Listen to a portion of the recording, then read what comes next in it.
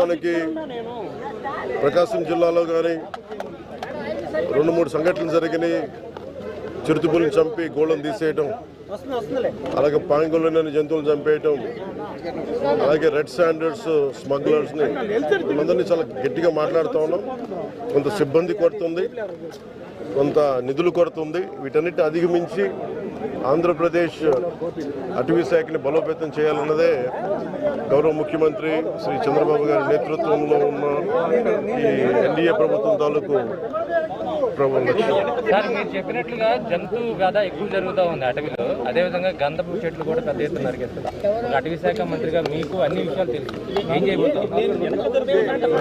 ఒకటి ముందు ఇందాక మీకు చెప్పింది అదే, కొరత, సిబ్బంది కొరత ఉంది. ప్రాబ్లం సమస్య ఎక్కడ వస్తుందంటే, మొన్న నేను వెస్ట్ గోదావరిలో మనకి ఏలూరు జిల్లాలో పంచాయతీ